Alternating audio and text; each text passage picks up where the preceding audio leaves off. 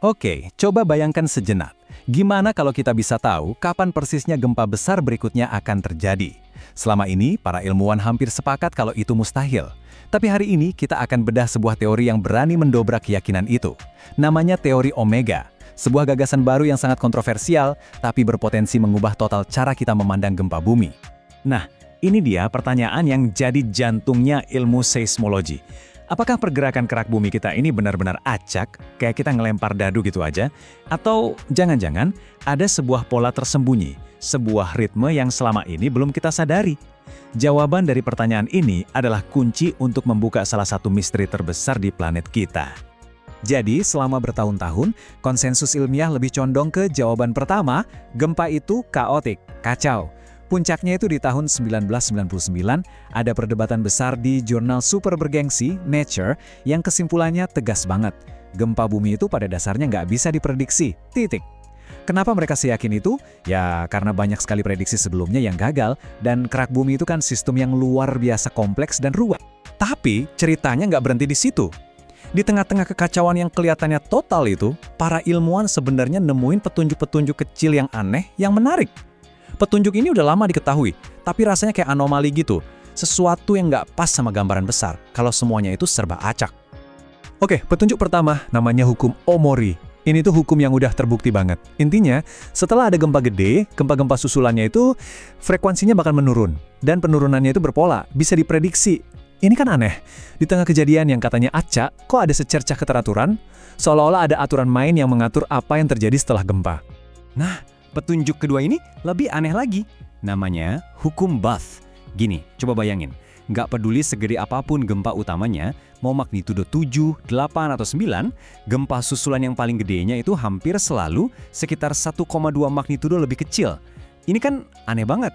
Kenapa angkanya bisa sekonstan itu? Seakan-akan ada hukum skala universal yang tersembunyi di dalam semua getaran bumi ini. Jadi, kita punya dua potongan puzzle yang aneh ini, hukum Omori dan hukum Bath. Keduanya nunjukin adanya keteraturan, tapi mereka kayak terpisah gitu. Disinilah teori Omega masuk. Teori ini datang dengan klaim yang luar biasa berani. Ia bisa menyatukan semua potongan puzzle ini dan banyak lagi, jadi satu gambar utuh yang koheren. Analogi ini pas banget buat ngegambarin inti teori Omega. Menurut teori ini, data seismik yang kita lihat itu bukan cuma berisik atau acak. Sama sekali bukan. Itu lebih mirip sebuah komposisi musik yang rumit. Dan tugas para ilmuwan?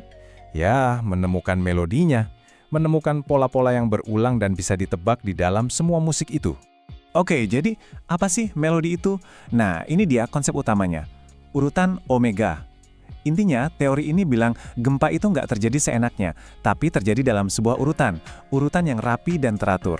Dan bukan sembarang urutan loh, setiap urutan ini adalah sebuah deret geometris, artinya sebuah progresi matematis yang bisa diprediksi seiring waktu.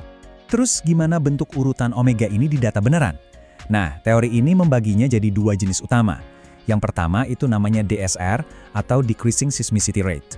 Gampangnya, jarak waktu antar gempanya makin lama makin panjang, jadi gempanya makin jarang terjadi. Nah, yang kedua itu kebalikannya, ISR atau Increasing Seismicity Rate. Di sini, jarak waktu antar gempanya justru makin pendek, gempanya jadi makin sering.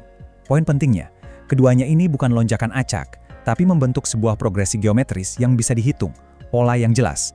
Oke, dari sini kita mulai masuk ke bagian yang paling wow, sekaligus paling kontroversial dari teori ini. Coba pikirin deh, kalau gempa bumi ternyata ngikutin pola matematis yang bisa ditebak, apa dong artinya? Betul, teori Omega pada dasarnya bilang kalau kita bisa menemukan dan ngertiin urutan Omega ini, maka prediksi gempa besar itu bukan lagi soal mungkin atau enggak, tapi soal kapan. Ini jelas, menantang langsung semua yang diyakini seismologi selama 100 tahun terakhir. Jadi di sini kita lihat ada pergeseran cara pandang yang fundamental banget. Di satu sisi ada paradigma lama yang bilang gempa itu acak, kacau, jadi mustahil diprediksi. Di sisi lain, ada paradigma baru dari teori Omega ini, gempa itu teratur, ngikutin deret geometris, jadi prediksinya jadi mungkin secara matematis. Oke, terus gimana cara kerjanya? Apa langkah-langkahnya? Nah, teorinya ngasih metode yang cukup jelas. Pertama, para ilmuwan harus nyisir data seismik buat nemuin urutan omega yang lagi aktif. Begitu mereka nemu minimal 3 gempa yang masuk dalam satu urutan, mereka bisa pakai hukum Omori yang udah dimodifikasi buat ngitung parameter-parameter kuncinya. Kalau itu udah dapat, langkah terakhirnya tinggal, ya ekstrapolasi. Pakai rumus yang sama buat ngitung kapan gempa berikutnya dalam urutan itu bakal terjadi. Dan ini bukan cuma teori di atas kertas loh. Kita bisa lihat salah satu contoh penerapannya pada gempa Kraljevo di tahun 2010. Jadi para peneliti ini ngambil data sebelum gempa itu terjadi, terus mereka coba terapkan prinsip teori omega ini buat lihat polanya. Garis-garis itu nunjukin gempa-gempa yang berhasil diidentifikasi sebagai bagian dari sebuah urutan. Dan hasilnya? Ternyata, pola yang mereka temukan itu cocok banget sama apa yang diperkirakan oleh teori. Ini seakan jadi bukti kalau ritme tersembunyi ini beneran ada di data nyata. Kalau Anda pikir prediksi gempa itu udah cukup gila, tunggu dulu. Implikasi dari teori omega ini jauh lebih dalam dari itu. Teori ini mengisyaratkan kalau ada semacam koneksi, semacam sinkronisasi di seluruh kerak bumi kita yang tadinya nggak pernah kita bayangin. Dan semuanya diatur oleh hukum matematika universal. Coba perhatikan angka ini. Kelihatan familiar? Ini adalah rasio emas atau golden ratio. Angka spesial yang muncul di mana-mana di alam, mulai dari pola cangkang keong sampai bentuk spiral galaksi. Dan tebak, di mana lagi angka ini muncul? Ya, teori omega menemukannya tepat di jantung aktivitas gempa bumi. Ini mungkin salah satu penemuan yang paling bikin melongo dari teori ini. Ternyata, banyak dari urutan omega ini sebenarnya adalah urutan Fibonacci. Artinya, rasio antara satu gempa dengan gempa berikutnya dalam urutan itu mendekati si rasio emas tadi. Implikasinya luar biasa. Pola gempa bumi mungkin aja ngikutin prinsip matematika fundamental yang sama dengan pola-pola lain di alam semesta.